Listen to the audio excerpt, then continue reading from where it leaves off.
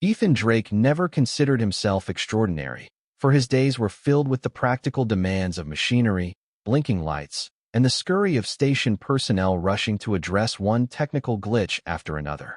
He was, at heart, a man of quiet determination who found comfort in maintenance tunnels and hydraulic systems, and who found beauty in the humming pulse of the space station that served as his home. Located far from Earth, orbiting a brilliant blue star on the far edge of explored territory, Regulus Cross Station seemed perpetually caught between the vibrant promise of interstellar diplomacy and the silent mystery of the cosmic void, which pressed against its hull like a curious creature. For months, rumors echoed through the station's corridors, whispers of an alien delegation so unusual that some believed it might shift the galactic power balance forever. People spoke of an advanced civilization known as the Illidari, rumored to be majestic, tall beyond human proportions, with shimmering, luminous skin that caught the eye like moonlight dancing across a dark lake. Their arrival was a significant occasion, since these Illidari rarely ventured beyond their own star system. High-level negotiations had been initiated by the station's commanding officers in hopes of forging a lasting alliance. Diplomatic protocols were quickly put into motion, and the station bustled with throngs of envoys, functionaries, and interpreters. Ethan's role might have been minor under normal circumstances, for he was mostly concerned with calibrating environmental controls, ensuring the station's power grid remained stable, and handling repair tasks whenever a corridor panel sparked or a pressurized door jammed. Yet the day the Illidari delegation arrived, fate had something else in store for him. On that particular morning, he had risen from his bunk in a cramped, dimly lit quarters that smelled vaguely of machine oil. He had brewed an awful cup of synthetic coffee, donned his grease-stained uniform, and mentally prepared himself for yet another routine inspection of the generator ring. Little did he know how thoroughly his life would change in the hours to come. When the docking bay's alarm chimed, a hush descended upon the station. Officials lined up to greet the visitors, who were rumored to be reclusive, private, yet possessing remarkable wisdom and empathy. The docking port's heavy hatch hissed open, revealing the first glimpse of the Illidari. Tall beyond anything the station's inhabitants had seen, these visitors moved with quiet grace, their bodies covered in a faintly glowing texture that seemed woven of starlight itself. Their eyes glowed softly in shades of amber or lavender, hinting at a vision that perceived more than the humans could dream of. Ethan was not on the official greeting committee. Instead, he was a bystander, wiping sweat from his brow after wrestling with a stubborn circuit in the corridor. From a respectful distance, he watched the Illidari pass by. There were about a dozen of them, with the tallest standing nearly 8 feet high. Gasps arose from onlookers, their hearts pounding with both excitement and fear. No one had ever seen an Illidari in person before, and the opportunity to witness such a rare arrival sent a thrill through the onlookers. Silently, Ethan felt a stirring in his chest, an unexplainable curiosity that overshadowed his usual shyness. Something about their regal gait and luminescent skin captured his imagination, igniting a spark of wonder he seldom experienced. Amid the polite ceremonial speeches and the flicker of camera drones whirring overhead, the Illidari were escorted through the station to a secure hall arranged for interspecies dialogue. The station's highest-ranking officers and diplomatic aides were already in position, ready to engage in formal negotiations. Ethan headed back to the maintenance corridors, convinced that these higher matters were far beyond his humble pay grade. But the station, for all its gleaming technology, remained a structure that demanded constant attention. That day, the entire docking wing had been placed under new demands, the power flow fluctuated, and the lighting system in the observation deck began to flicker. A series of errors on the central computer's diagnostic screen summoned Ethan once again. He grabbed his toolkit, made his way to the troublesome junctions, and spent the next hour tinkering with a labyrinth of wires and cables. He cursed under his breath as he twisted and tightened connectors, all while overhead lights blinked in disconcerting rhythms. Before long, word traveled down the station's grapevine. One of the Illidari had slipped away from the main group, evidently bored with protocol, or perhaps driven by personal curiosity. The missing delegate had roamed far from the structured negotiations. While others panicked, Presuming a security breach or some complicated political fiasco, an officer singled out Ethan Drake with an urgent request. After all, Ethan was intimately familiar with the station's corridors, airlocks, and seldom-used compartments. If anyone could locate the rogue visitor quietly and without drama, it would be the man who knew every hidden route and utility panel by heart. And so, by a twist of fate, Ethan found himself entrusted with a task unlike any he had known before. Find the 8-foot alien, ensure its safety, and guide it gently back to the official delegation. At first, he felt a wave of anxiety flood him, for the notion of approaching one of these mighty Illidari alone felt more than daunting. Yet a sense of duty and a somewhat reckless curiosity drove him onward. He moved swiftly, scanning the station's camera feeds and relying on the knowledge that certain vantage points, rarely visited by tourists, offered the most spectacular views of the cosmos. If an alien, newly arrived, were prone to wander, such scenic corners would be irresistible. Indeed, near the large, domed observation deck, he found tracks of faint, alien footprints glowing upon the polished floor. That gentle luminosity, though fleeting, was enough to guide him. Then, in a silent chamber at the edge of the station, beyond a tall window that revealed the spangled tapestry of stars, he saw her.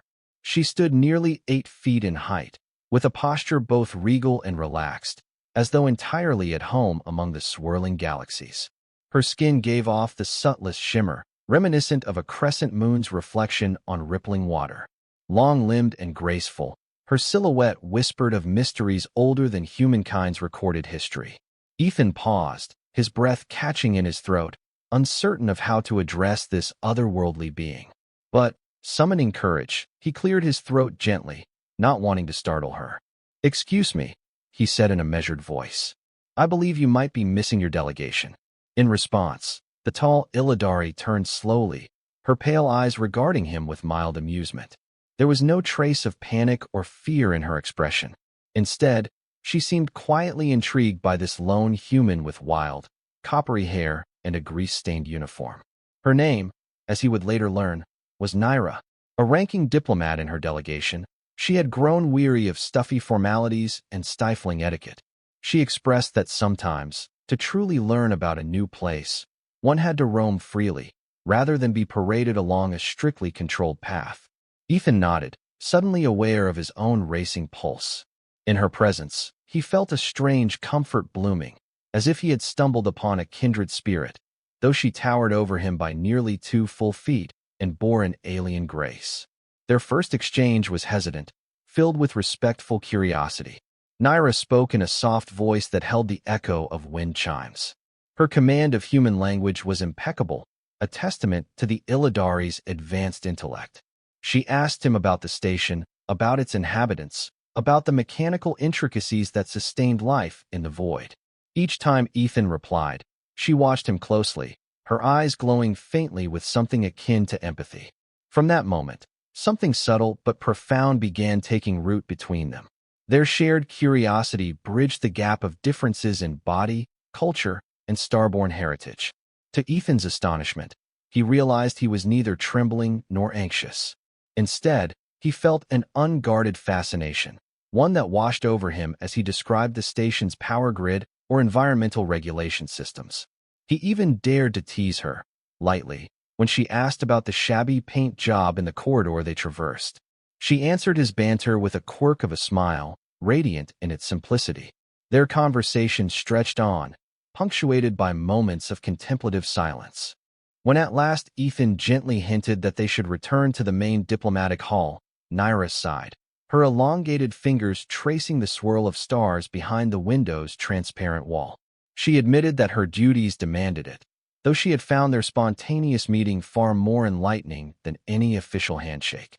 As they walked together, the echoes of their footsteps accompanied them through the hush of deserted passageways. For all the station's mechanical hum, at that moment, it felt like a quiet sanctuary, as though the station itself recognized the fragile bond forming between human technician and alien diplomat. Word soon reached Ethan's superiors that the missing Illidari had been found without incident, and for a few days, routine swallowed him again. Yet news spread. A bond had been formed, or at least a connection, between the unassuming station repairman and the luminous envoy. It was an odd friendship, one that raised eyebrows, but also kindled the curiosity of many who roamed the corridors. Some sneered quietly. What could a mere technician possibly offer an advanced being like an Illidari diplomat? Others nodded with cautious optimism, seeing in their unusual rapport a potential path to better understanding between species. Amid the busyness of negotiations, which took place behind heavily guarded doors, Nyra sought him out whenever she could. Whether by chance or by design, they kept crossing paths. A malfunctioning translator device in the docking area, a fuse blown in the corridor near the Illidari quarters. Somehow, Ethan was always the one dispatched to fix these issues, and Nyra was there, watching him with a playful sparkle in her eyes. She asked countless questions, not out of ignorance, but because she was genuinely captivated by the marvels of human engineering and day-to-day life aboard the station. He, in turn, found himself confiding in her about topics he had never shared with anyone else. He spoke of his modest upbringing on a mining colony, where the nights were dark and lonely, and how he learned the trade of repairing machinery as a means to survive. He spoke of the station as both a place of endless routine and a hidden tapestry of wonders, and how he felt simultaneously at home and adrift within its labyrinthine corridors. Nyra listened with unwavering attention, nodding slowly, as if every word carried weight. As the days rolled by, word circulated that the negotiations were hitting snags. The Illidari, though peaceful, had certain cultural norms that the human representatives found opaque. The humans, in turn, possessed a bureaucratic rigidity that felt stifling to the Illidari delegates. Tensions simmered beneath the veneer of cordial handshakes and polite diplomatic language. Contracts that might have easily been signed were delayed by misunderstandings, misinterpretations, and a mounting sense of distrust. During these politically charged days, Ethan and Nyra's unlikely friendship became a point of both fascination and contention among onlookers. Some officials worried that Nyra's informal interactions with a common technician might insult the other Illidari or risk embarrassment for the station's leadership. Others whispered that perhaps this personal connection was a hidden asset, a means by which each side might glean insights into the other. No official dared to openly discourage it, given Nyra's clear desire to continue exploring the station with Ethan as her guide. Late one evening, after Ethan had finished his shift, he returned to his cramped quarters only to find Nyra waiting nearby, gazing out a small porthole that offered a glimpse of the station's rotating solar array. Startled, he asked if something was wrong, but she shook her head gently. She explained that she desired a quiet moment, away from prying eyes, to talk about the tension overshadowing the negotiations. She spoke candidly of her people's fears, their reluctance to trust new species easily, and their confusion over certain human customs like formal rank, hierarchical chains of command, and an almost obsessive dedication to personal privacy. Their conversation moved seamlessly from politics to philosophy, from cultural norms to personal dreams. As midnight approached, the corridor lights dimmed in an automated cycle, and they shared their hopes and fears in hushed tones. Something warm flickered in Ethan's heart when, unprompted, she confided in him that she felt more at ease in his presence than in the grand halls of diplomatic formality. When she confessed that she wished she could see more of humanity's soul, the real beating heart beneath the protocols, he felt the inexplicable urge to take her hand. But he hesitated, uncertain if such a gesture would be welcome or deemed inappropriate among the Illidari. In time, they retired for the night, each departing with unspoken words lingering on the threshold of their minds. Sleep did not come easily for Ethan. He lay awake, thinking of Nyra's eyes, that luminous glow of her skin, and the melodic lilt of her speech. He could not deny the pull he felt. It was more than fascination, it was admiration, perhaps even the beginnings of love, though that notion seemed so outrageous that he barely dared entertain it. When at last he drifted into uneasy dreams, he conjured images of star-crossed lovers bridging the void between galaxies. In the days that followed, he noticed that Nyra smiled more often in his presence, and he dared to tease her with gentle humor, which elicited shy laughter from an alien being who, only a week ago, had been seen as remote and enigmatic. The station's personnel gossiped unabashedly. Ethan tried to ignore their words, focusing instead on the subtle, shared moments that brightened the otherwise drab corridors of that massive space habitat. The tension in official negotiations, however, continued to mount. The Illidari found certain human practices perplexing, as they prized spiritual harmony and communal consensus, while the humans insisted on clear-cut contracts, clauses, and subclauses. Meetings dragged on for hours, with both sides growing ever more impatient. Far from the grand hall, Ethan and Nyra quietly forged a genuine bond, as though they were travelers on a small lifeboat drifting away from the stormy seas of political grandstanding. Inevitably, a crisis erupted. Reports indicated that the Illidari delegation threatened to withdraw. They felt misunderstood and suspected that the humans' demands for technology exchange might compromise Illidari cultural integrity. The station's leadership panicked. Losing the Illidari alliance would be a grave diplomatic failure, one that could tarnish the station's reputation throughout the galaxy. On a stormy afternoon, stormy in the emotional sense, for the station's weather system was artificially controlled, Nyra approached Ethan, her tall frame hunched in frustration. She confided that her superiors were summoning her back to the Illidari homeworld, commanding her to conclude the mission and return at once. Worse still, they had begun to question her conduct, implying that her contact with the human technician might have breached protocol or undermined her focus. She did not say as much, but Ethan sensed the heartbreak in her voice. She was torn between her duty to her people and her growing affection for the man who had shown her corners of human life she had never imagined. Faced with the likelihood that Nyra might soon vanish from his life, Ethan felt a surge of urgency. Determined to keep her from departing in sorrow, he crafted a daring plan. He visited his superiors, swallowing his trepidation, and insisted on speaking with the top brass.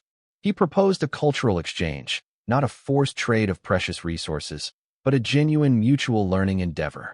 Let a small group of humans go to Illidari space, and let a group of Illidari remain on Regulus Cross Station. In this way, knowledge and goodwill might flow in both directions, fostering a bond built on respect rather than mere economic interest. The commanding officers were skeptical, but desperation compelled them to hear him out.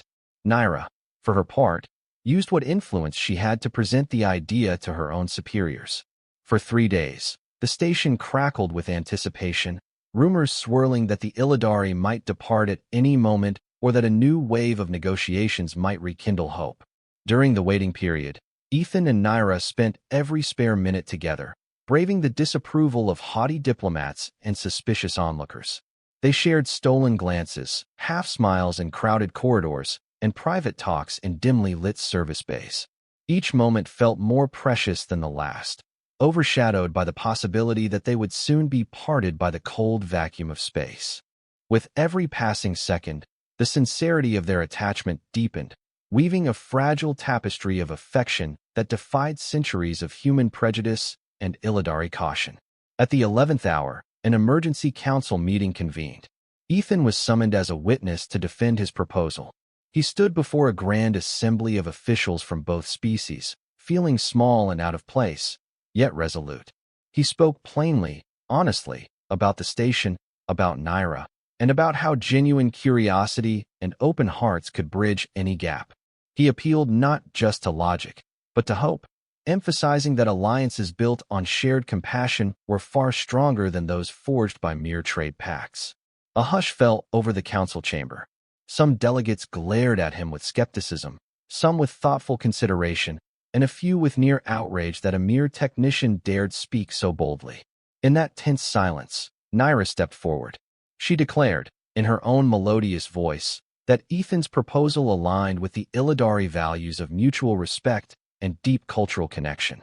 She reminded her fellow delegates that true understanding required immersion, patience, and compassion, traits that could only be cultivated if each side invested time to learn from the other, away from the constraints of pomp and ceremony. It was a moment ripe with possibility. Then, in a move that sent ripples through the assembly, the Illidari's chief delegate rose and slowly declared that, though initially resistant, he now found the notion of a cultural exchange appealing. Careful discussions would have to be undertaken, of course, but he would recommend a more thorough exploration of the concept. For the first time in days, relief swept across the station's leadership. The humans, too, signaled their acceptance, tentatively opening the door to a new chapter in the negotiations. In the days that followed, the atmosphere within Regulus Cross Station brightened considerably. Where once delegates scowled and haggled over minor clauses, now teams formed to outline a genuine exchange program. Proposals for joint scientific ventures, artistic exhibitions, and educational seminars sprang forth. Engineers on both sides marveled at each other's schematics, while cultural experts designed immersive experiences to showcase each civilization's heritage. The tension, though not entirely gone, eased significantly, replaced by cautious optimism. For Nyra, though, a personal battle still raged. Her initial orders to depart had not been officially rescinded, and she was set to leave on the very next Illidari vessel returning home.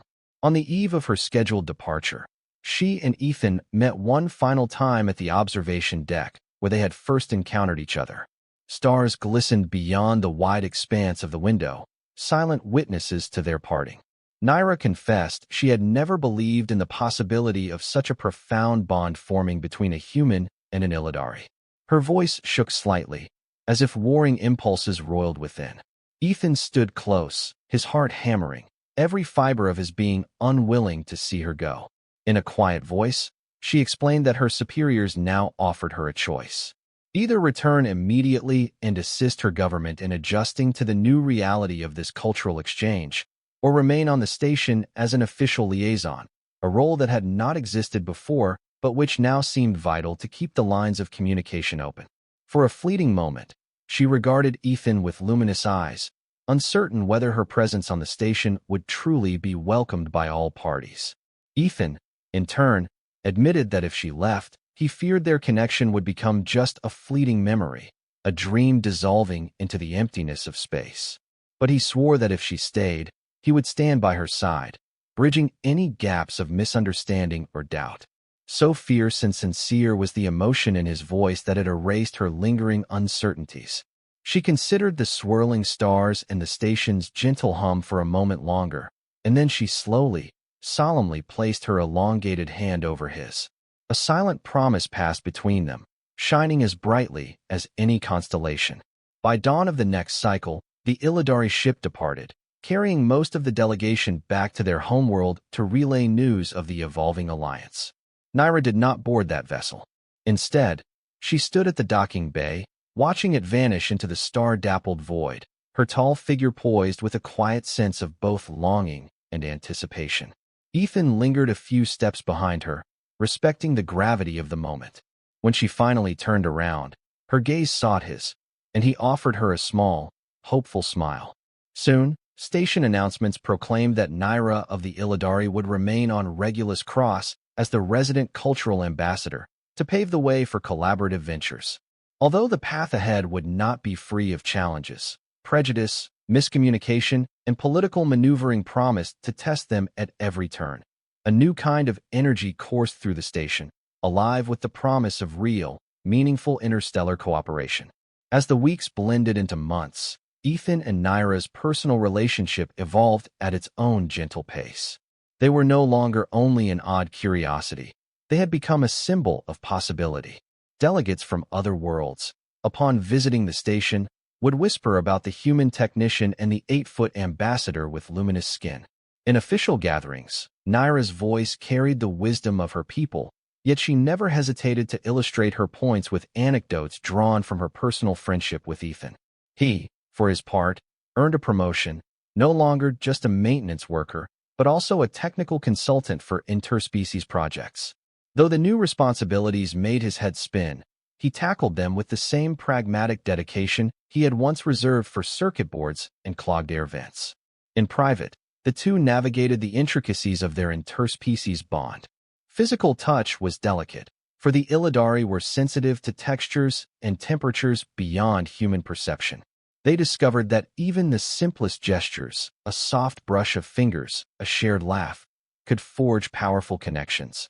Late at night, they walked together through deserted corridors, finding corners of starlight to talk about the future. Sometimes they fell silent, simply reveling in each other's presence and the miracle of converging paths. Occasionally, Ethan's old anxieties returned, for he worried about the eyes constantly upon them, the expectations that one day they might fail or find their differences insurmountable. But Nyra reassured him with her steady poise, reminding him that nothing great was built without challenge. She told him stories of ancient Illidari legends, fables of star-crossed travelers who found unity in the midst of cosmic chaos. Those tales comforted Ethan, allowing him to breathe easier. As the cultural exchange gained momentum, small teams of humans ventured to the Illidari homeworld. They returned with wondrous stories of sky cities powered by reflective crystals and communal gatherings where the entire populace chanted in melodic unison. Meanwhile, on the station, the Illidari who stayed behind taught humans about advanced biological healing, holistic approaches to architecture, and the subtleties of telepathic attunement. The station itself began to reflect this blossoming unity. New murals adorned the once dull gray walls. The lighting system was tweaked to mimic dawn and dusk illusions more comfortably, and small lounge areas appeared, designed to accommodate both human and Illidari proportions. In that flourishing atmosphere, Ethan and Nyra became, in many ways, the heart of the station's new era. Their friendship, born of curiosity and respect, and nurtured by courage, blossomed into an unspoken romance. Then, on a day that seemed plucked from a dream, Ethan mustered every ounce of boldness within him and proposed a public declaration of their bond. It was not an official tradition recognized by either species, but a heartfelt symbol. He wanted the entire station to know that he stood beside Nyra, and that the lines dividing their worlds had blurred into a loving union. The announcement elicited mixed reactions. Some humans, especially those from conservative backgrounds, found the notion scandalous or bizarre. Some Illidari elders expressed mild trepidation, citing that such unions had no precedent in their history. But a far greater number from both sides applauded, cheering the couple on as living proof that empathy and love could conquer boundaries. The station's leadership, now committed to a spirit of cooperation, chose to support them. In a modest, candlelit ceremony overlooking the swirling cosmos, candlelight enhanced by softly glowing Illidari lanterns, Ethan and Nyra declared their partnership for all to see. Time advanced, weaving together the threads of daily life in the station. Nyra's role as cultural ambassador expanded, and Ethan found new responsibilities overseeing collaborative Illidari human engineering initiatives. Their partnership became a testament to what the station itself now represented, an evolving nexus of species, cultures, and possibilities. Inevitably, small miscommunications occurred, tensions rose from time to time, but the overarching spirit of unity remained steadfast, inspired by the profound connection between a man of humble beginnings and an 8-foot diplomat who had once wandered away from her delegation to stare at the stars in solitude. As for the official alliance, it blossomed in numerous ways. Trade grew not just in material goods, but in ideas, philosophies, artistic expressions, and scientific breakthroughs. The Illidari discovered that humans, for all their apparent brashness, possessed an abundance of creativity and resilience. The humans learned that the Illidari, though measured in their ways, held a reservoir of wisdom that enriched every endeavor they touched. Soon, Regulus Cross Station became a hub of commerce, culture, and fellowship, with new species dropping by to partake in the grand experiment. For Ethan and Nyra, life took on a comfortable rhythm, filled with the joys and challenges of forging a life in common. They navigated each other's cultures, laughing at mishaps and celebrating triumphs, cherishing the novelty of being explorers in an unknown land that somehow felt more like home each day. Whenever doubts lurked at the corners of their minds, they simply remembered the small observation deck where they first exchanged words, the hush of that chamber, and the promise of the stars that had borne witness to their first hesitant greeting. One evening, after a long cycle of official duties, they sat together in a newly designed lounge area with curved furniture suitable for Illidari height. A group of human children, wide-eyed at the sight of Nyra, approached cautiously. She lowered herself to meet them at eye level, her luminous skin capturing their wonder. Ethan watched with pride and a certain hushed awe. Children had a way of embracing miracles without cynicism, and to them, the sight of a tall being radiating gentle light was simply magical.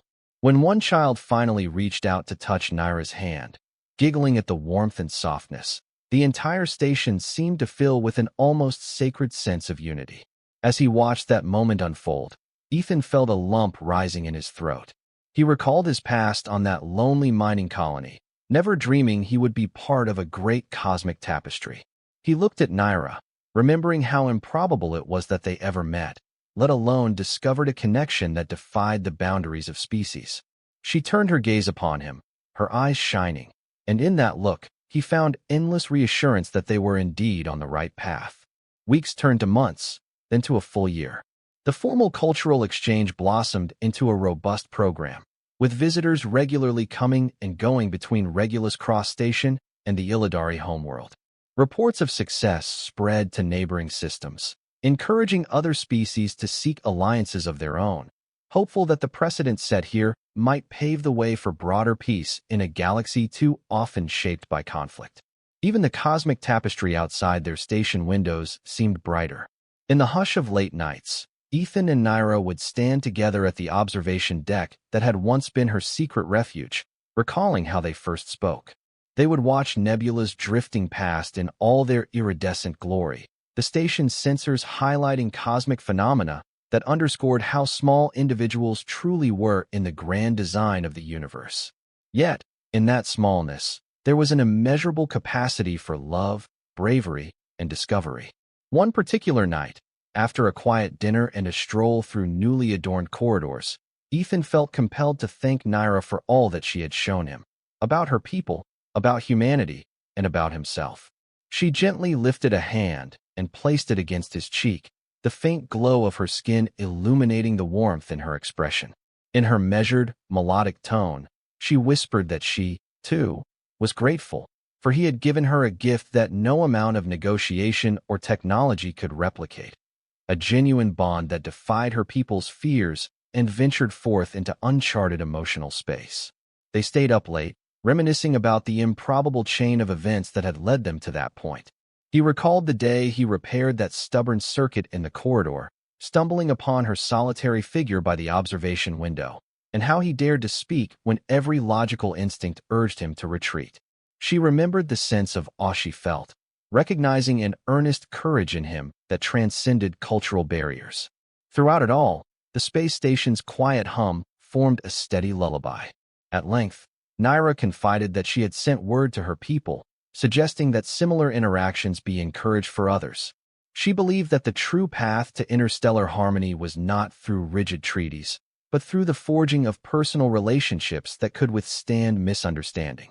Ethan grinned, picturing a new generation of explorers, human and Illidari alike, setting aside old prejudices to learn from one another.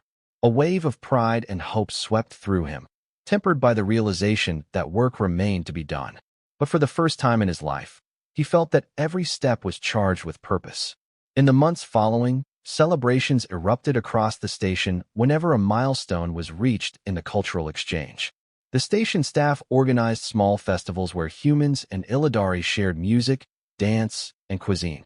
Ethan would slip into the crowd at these events with Nyra, observing the wonder on the faces of participants. Countless times, an Illidari would pause mid-festival to gaze at some human instrument or artistic display, eyes wide with fascination.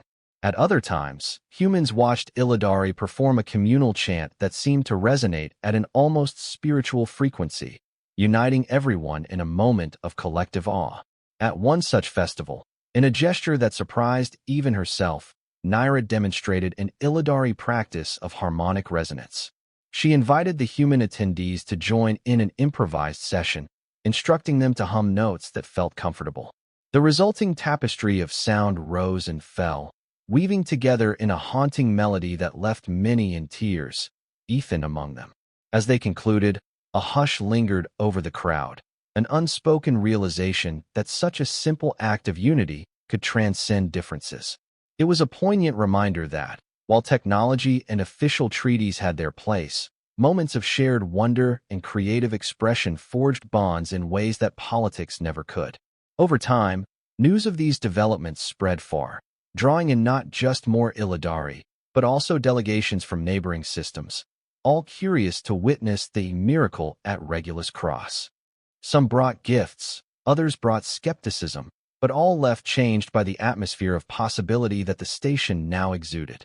Diplomatic relations grew more harmonious, and across the galaxy, mentions of tension or hostility seemed to fade, little by little.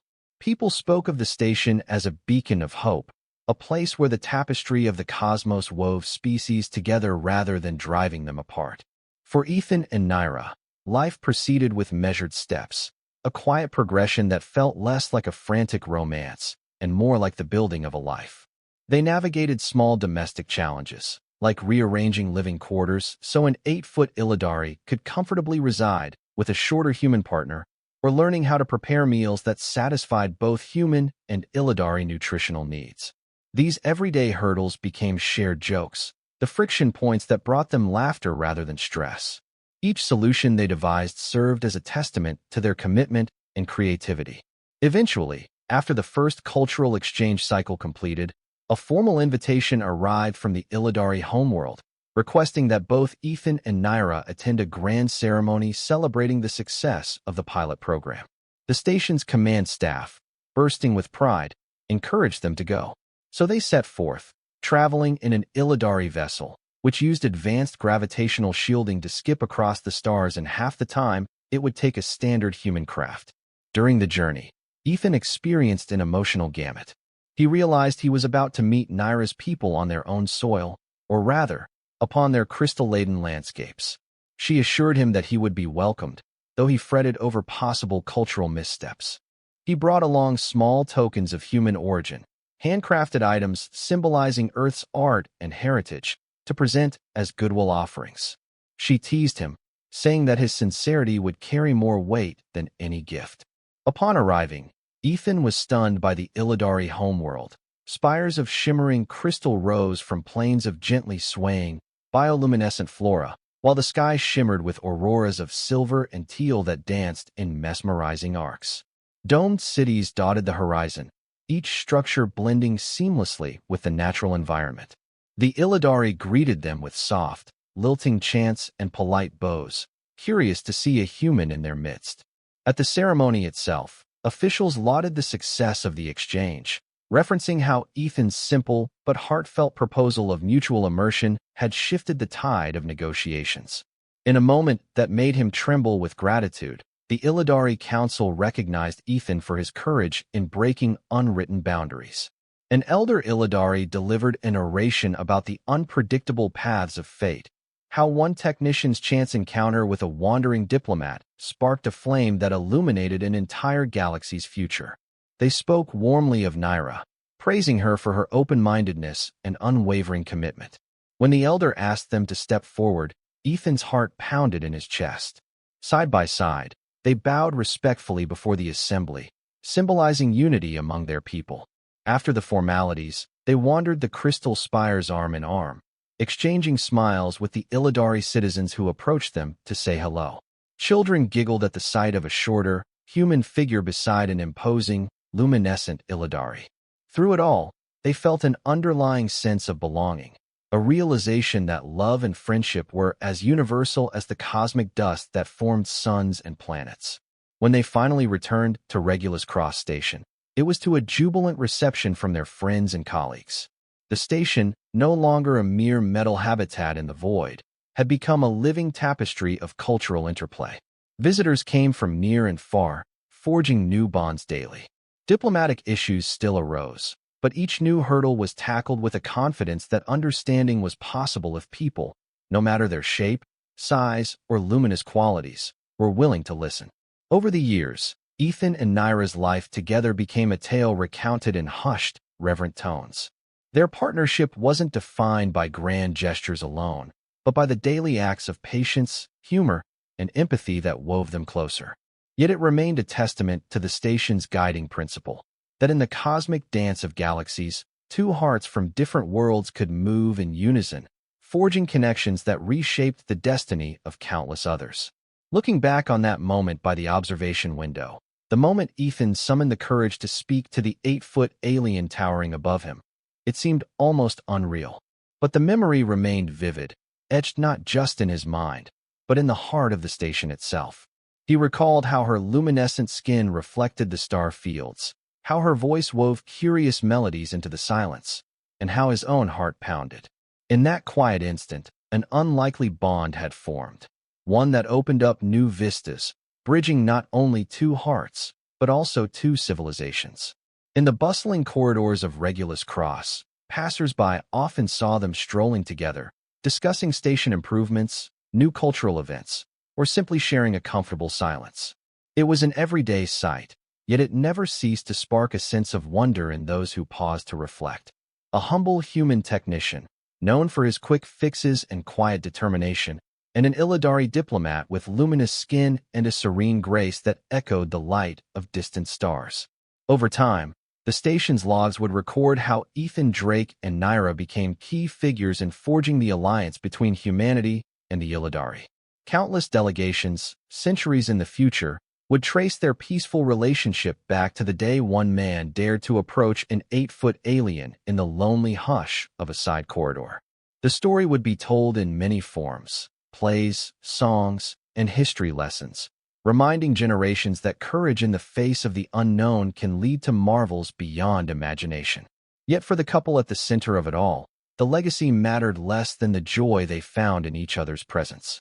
In fleeting hours, they would stand beneath the station's artificial sunrise, quietly sipping warm beverages suited to their respective species, or explore newly opened sectors where Illidari designs merged with human engineering. They would lean on one another in difficult times, when the complexities of politics frayed their nerves, and celebrate side by side whenever a new milestone was achieved. Always, they remembered that their union had grown from the simple act of bridging fear with curiosity. And so the story ended, not in sorrow, but in an enduring promise, that even among the countless stars and swirling galaxies, where the darkness of space often loomed large, there would always be a light kindled by hope and understanding. For Ethan Drake, the unassuming station technician, and Nyra, the luminous Illidari diplomat, that light was the bond they shared, a bond that proved, beyond any shadow of doubt, that hearts could connect across unimaginable distances. Yes, even across galaxies, love could flourish. And in that truth, one finds a future shining with all the radiance of 1,000 stars.